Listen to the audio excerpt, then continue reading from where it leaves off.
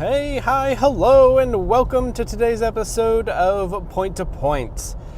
It's the show where I drive from one point to another and try to get to the point, because making content never ends, folks. We're out here, it's fucking cold in the Northeast, and we're on the way to the train, so I can then get on the train and edit this episode and put it out.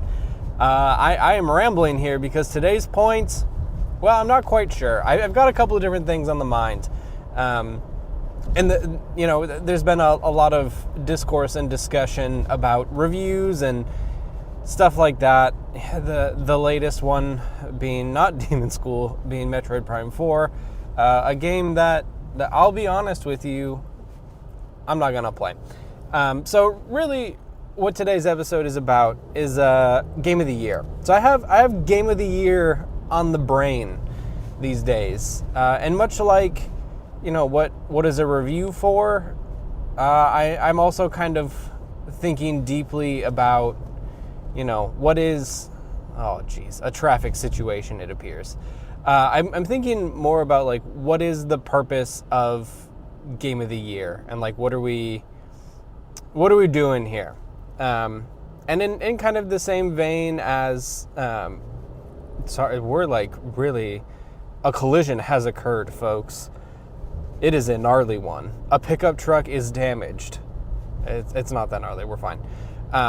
It was not Burnout-esque. It was, if anything, cosmetic damage of a Forza game. No, the thing about Game of the Year that I think about a lot is, like, who is this for? And, like, what's the point? And there's a episode of the Content Mill out right now that you can go listen to that we did, I think, a week ago now, that talks about, like, the Game Awards. If you're paying attention, I caught some heat on the TikTok for having, I guess, an opinion, which is fun. But the thing that I think about a lot with Game of the Year, especially with, today is kind of the last day for me to play anything. So I'm going to try to cram something in tonight because we're recording the Discord Game of the Year podcast tomorrow. The GOTY. Go to coti.pika.page, cody.pika.page.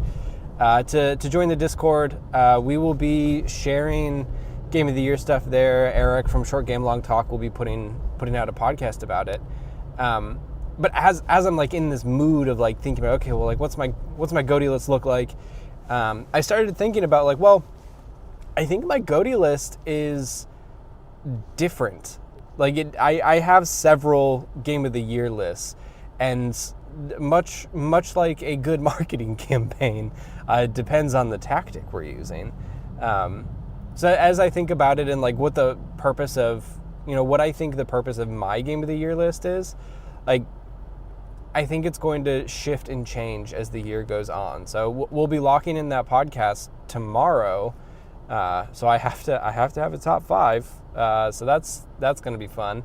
But as I think about the one for the site, like, those lists might be different just because I think people come to lists for different things. And I think it all comes down to, like, the very subjective critic part of this, where last year, my Game of the Year, which I still do stand by, was Indica.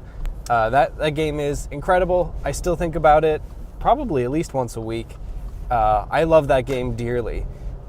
If I were to sit down with a grading rubric and decide if that was the single best video game that came out last year, it probably wouldn't be.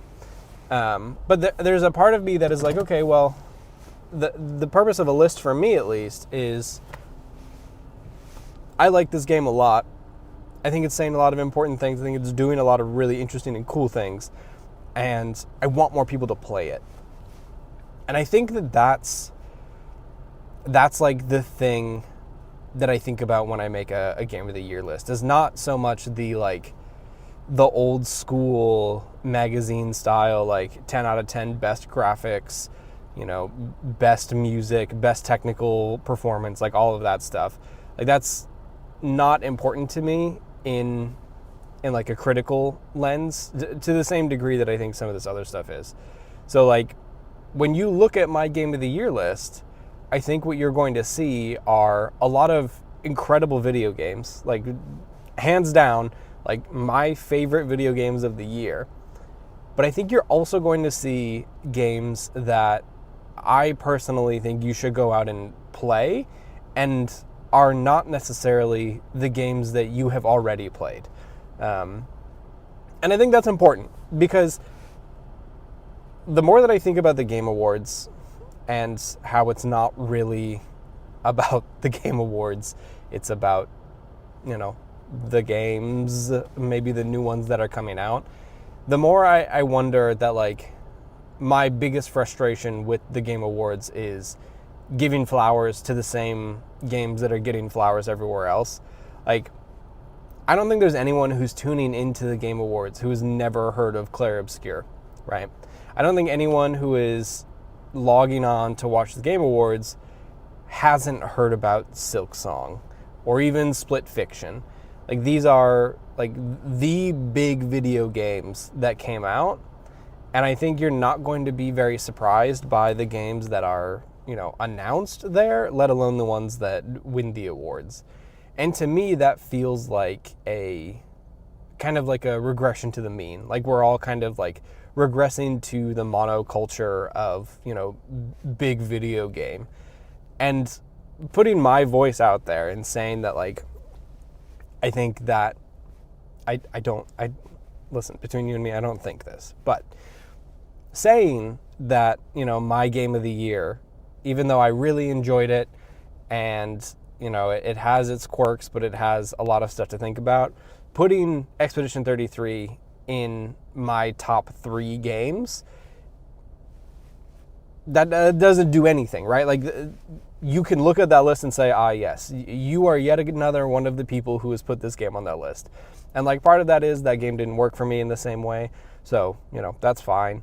But to me, that's not the purpose of the list. So as I think about the list, as I think about some of the games that are on that list, some of the late breaking in the year games that are on that list even, I want you to kind of think about it through the lens of, like, this is my way of getting a shout out to some of my favorite games that you might not have heard of. And some of them you will definitely have heard of.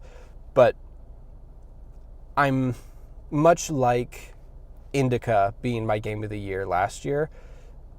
I want to give games flowers that are doing things interesting and different and make me feel a certain way. And that is not usually a refresh on the same genre or just like another way to tell the same story that we've been telling each other in video games for a long time. So yeah, I'm like really deep in the GOTY brain. Also, like, I'm recording that podcast tomorrow, and then I will have an additional however the fuck long I want to write the actual, like, my personal site Game of the Year list. So that's probably coming in January, if I were to, like, guess. There are 2 to 5 very big games that I want to get to on my list that I'm not going to have time to play tonight to have, like, a good solid opinion on. So that's going to be coming later. Also, got myself a Steam Deck, so I might want to, like, enjoy that a little bit. As you know, I am a fan of the Canute game. So I've got a couple lined up for that, which would be fun to play. So yeah, that's the GOTY rundown, the GOTY GOTY rundown. I'm also thinking a little bit more about what the next year of coverage looks like. If you've been paying attention to the site or, want to go see what's going on, I've started a feature of basically a Wishlist Wednesday feature that's highlighting 3 games that I'm throwing on my wish list or keeping an eye on.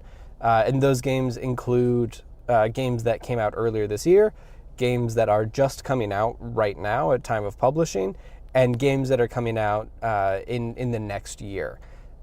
Because I think something I've been feeling as well, like when we talk about Indica, when we talk about, like, giving games flowers that, came out a little bit earlier in the year, who don't get this critical wave. There are thousands of games coming out on Steam every quarter. a lot of that stuff slips through the cracks. So what I'm trying to do, and what I will be trying to do in the new year as well, is reaching back. It's been a weird time for me doing this site for the second year now, like putting out a site list and like trying to stay on top of new releases that catch my attention.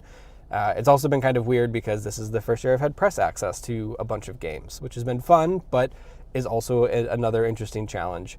And so the more that I think about it, the more I look at this giant, I get 25 to 30 press releases in my inbox almost every single day. I look at those press releases, I maybe request code for 3 of them and get code for 1 of them.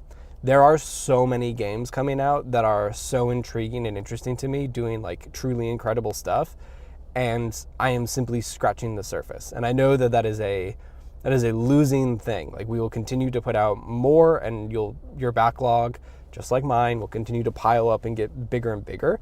But I think for 26, like going into 2026, I want to keep looking backwards. There's some fun stuff I've been thinking about for Summer Game Fest, some fun stuff for the end of the year, and just like general ongoing coverage I've got in the back of my mind about like, how do we promote these games that, may have come out around the time of Silksong, that just kind of like were devastated by that game coming out.